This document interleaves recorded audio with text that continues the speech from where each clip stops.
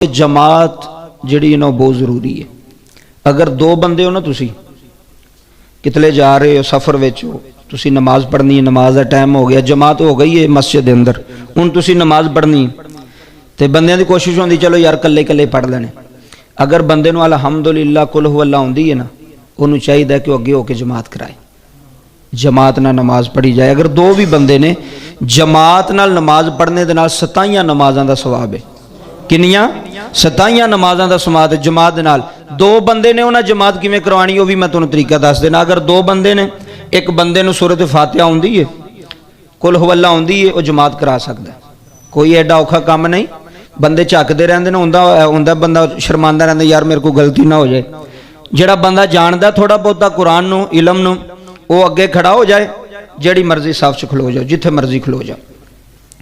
जिहड़े बंदे ने नाल उहदे खड़िया होना है, जमात हो रही दो बंदे ने, तो दूसरा बंदा जो सज्जी साइड से खड़ा होएगा, किधर मसलन दो बंदे ने, एक बंदा इत्थे खलो गया, जमात होनी, एक बंदा खलो गया, हुण जिहड़ा दूसरा बंदा जिन्हें उहदे नाल पढ़नी है पिछे, वो खब्बी साइड से नहीं खलोएगा या उहदे पिछे नहीं खलोएगा, उहदे नाल ही खड़ा होवेगा। बस एक दो अद्धा कदम थोड़ा पीछे खड़ा होवेगा, वो थोड़ा जिहा अद्धा कदम अगे होवे, वो जिहड़ा नाल वाला वो थोड़ा जिहा कदम पीछे होवे, ते की सज्जे पासे खड़ा होवे जिहड़ा बंदा जमात उहदे नाल नमाज पढ़े। अगर दो बंदे ने तो दूसरा जिहड़ा वो सज्जे पासे खड़ा हो जाए तो जमात हो जाएगी।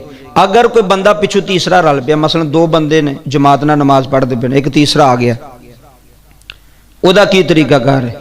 उहदे दो तरीकेकार ने। पहला तरीका तो यह वे कि अगर वो चाहे तो इमाम नूं, अगर इमाम जानदा तो इमाम नूं पिछू हथ लावे तो इमाम नूं पता लग जाए कि बंदा एक वध गया, इमाम दो तीन कदम आस्ता आस्ता चुके तो अगली साफ ते टुर जाए। मसले जरूरी जे, सारी जिंदगी नहीं सी पता लगना तो फायदा होगा।